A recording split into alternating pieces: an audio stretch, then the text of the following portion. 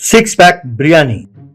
उस गांव के पास हाईवे में जो ढाबा स्थित था वो बहुत मशहूर था। उस ढाबे का नाम था भीम बिरयानी होम। उस ढाबे के बाहर एक बहुत बड़े बोर्ड में बड़े बड़े अक्षरों में लिखा था सिक्स पैक बिरयानी स्पेशल।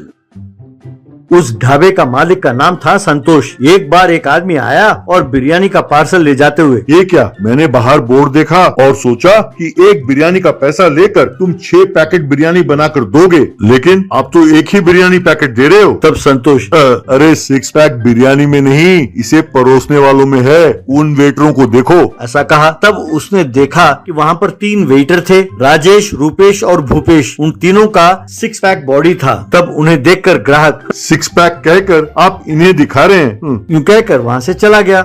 नौजवान और कॉलेज के स्टूडेंट्स ढाबे में सिर्फ उन तीनों को देखने के लिए आते थे और सोचते थे कि वो कब इनकी तरह बॉडी बनाएं। जब ये तीनों परोसते थे तो खुशी खुशी खाकर ग्राहक वहाँ से चले जाते।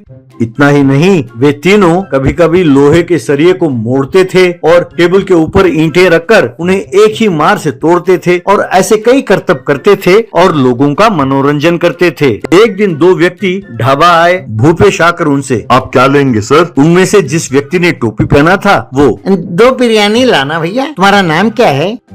मेरा नाम भूपेश है सर, ऐसा कहा। फिर वो बिरयानी लेकर आया तो ये दोनों बिरयानी खाने लगे। तभी राजेश, रूपेश और भूपेश अपना हुनर दिखाने लगे। इन दोनों ने देखा।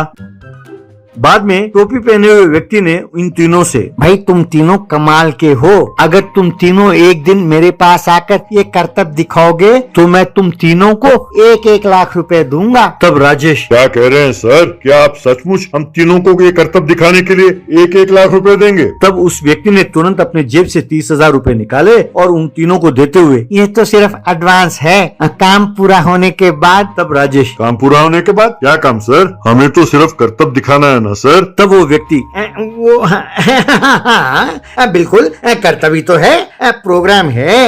एक्चुअली हमें एक चैनल के लिए शूट करना है। जैसे ये प्रोग्राम खत्म हो जाएगा हम बाकी पैसे तुम्हें मिल जाएंगे। तब राजेश और खुश होकर, अच्छा शूटिंग? अरे वाह सर, ये तो बहुत बढ़िया बात है। कहकर वो पैसे लेते हुए, तो बताइए सर, शूटिंग कब है?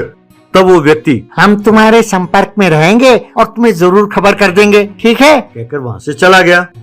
एक दिन रात को राजेश, रूपेश और भूपेश कार में बैठकर उन दोनों के साथ जाने लगे। राजेश, सर हमारे ये करतब देखने के लिए कितने लोग आएंगे सर? तब वो टोपी वाला व्यक्ति, अरे बहुत लोग देखेंगे, कई हजारों लोग। इस तरह बहुत बड़े जेल के पास आकर वो गाड़ी रुकी।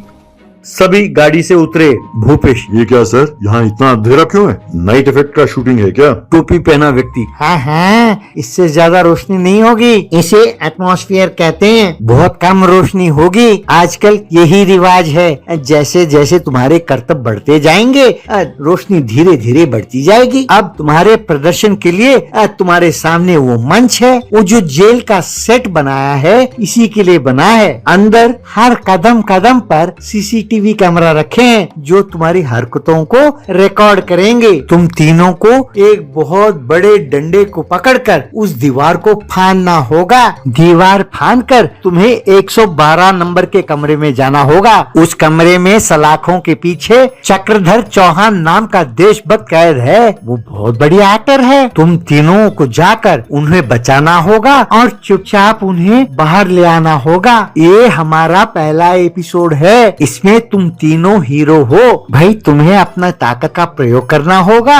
और जेल की सलाखों को मोड़ देना होगा। बाद में तीनों को अंदर जेल के कमरे में जाना होगा। वहाँ राजेश को अपने दम से जोर से मारकर ताले को तोड़ना होगा। तब चक्रधर चौहान बाहर आएगा। ये सब होने से रोकने के लिए पुलिस वाले दौड़े दौड़े आएंगे। तब भूपेश को पिस्तौल दिखाकर, भाई नकली है, दिखाकर पुलिस वालों को धमकाना होगा। समझ गए ना? बस तुम तीनों को अपने एक्टिंग का कमाल दिखाना होगा, ठीक है? तब राजेश, सर कमाल है सर, बहुत मजेदार है। वैसे सर इस सीरियल का नाम क्या है और इसका डायरेक्टर कौन है सर? तब वो व्यक्ति, भाई मैं ही इसका डायरेक्टर हूँ, मेरा नाम है राम नेपाल वर्मा और इस सीरियल का नाम है 1.5 दिमाग 6 पैक वाले।